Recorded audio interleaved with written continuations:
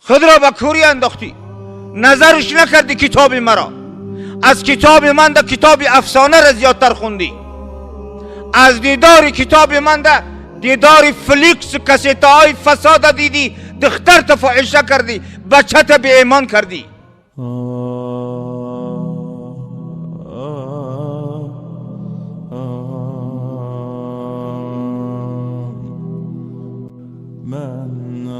اشارت به این است که من اعرض عن ذکری، کدام کسانی که آنها از ذکر من رو بگردانند، آنها یعنی آن چیزی که من فرود آوردم بر پیغمبرم که او قرآن است، از قرآن من رو بگردانند و قرآن مرا تحقیر بکنند و با او عمل نکنند، برای همین میگوید که فإن له معیشة ضنکا، البته برای اینها یک زندگی تنگ من آماده کردم که اصلا اینها دیگر خرسندی را نمیبینند.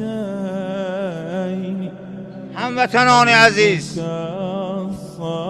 معنای آیت که ایمان ما و شماست، سعادت دنیا و آخرت ما و شماست و نجات وطن و جامعه ما و شماست. در این آیت خداوند میفرماید که شما یاد مرا چنگ بزنید، فرمان مرا چنگ بزنید، در شریعت من عمل بکنید، آنگاه شما سعادت نیکبختی میابید، و الا در غیر این هرگز شما بخت سعادت را نمیبینید.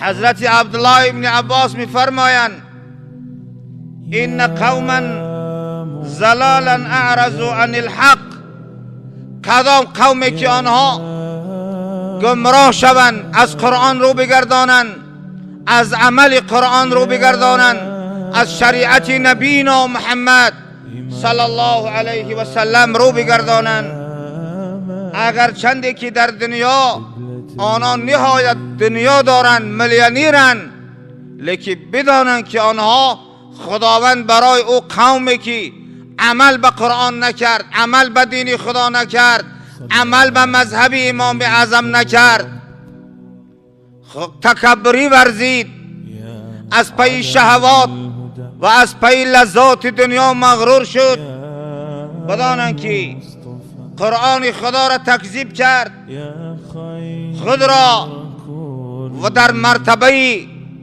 گمراهان حساب کرد.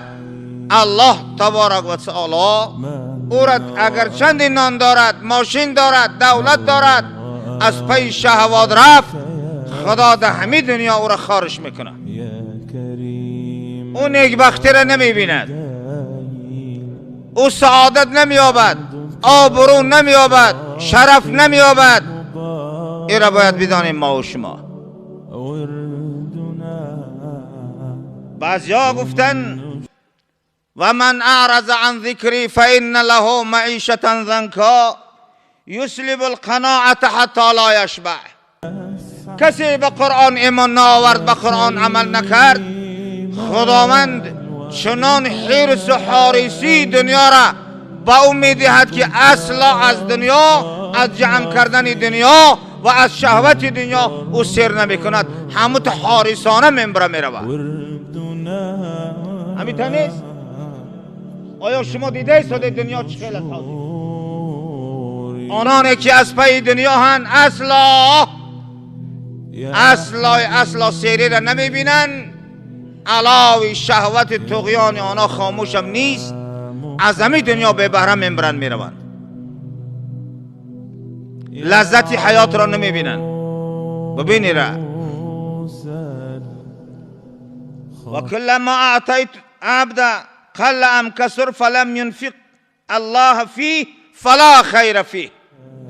کدام کسی را من خداوند بفرماید مال بدهم، خوب بسیار بدهم، کم بدهم، در غیر رضای من آن را انفاق نکند، او هم خیر و برکت عمر را نمیبیند، او را نمیبیند.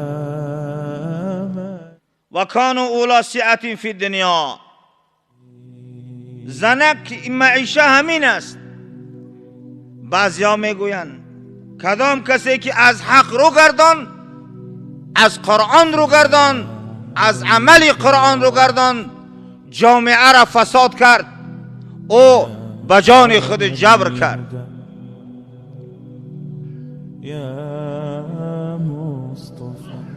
برای همین میگویند که در روز قیامت و نحشره یوم القیامت اعما، در روز قیامت او را من کور خلق میکنم. خداوند بفرماد در روز قیامت من او را کور خلق میکنم، جنتی مرا نمیبیند، محشری مرا نمیبیند، دیداری مرا نمیبیند.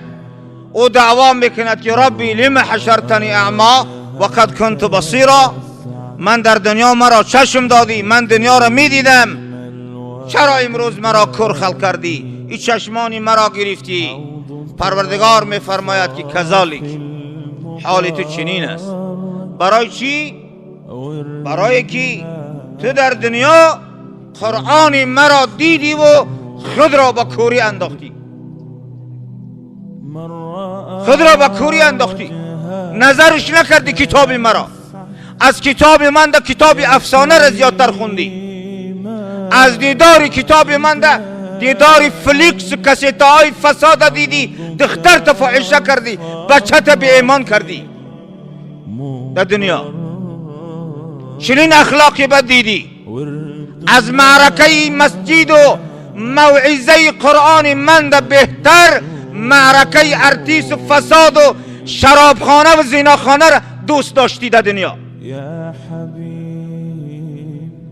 قدی زن و کودکات در فساد رفتی، یک بار برای خدا دکان ترس نکردی، یک جمعه به جمعه، یک جمعه را برای مرتد جمعه بیایی. همی تنیستن مردم.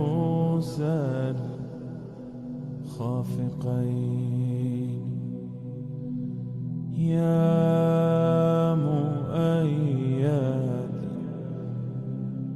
یا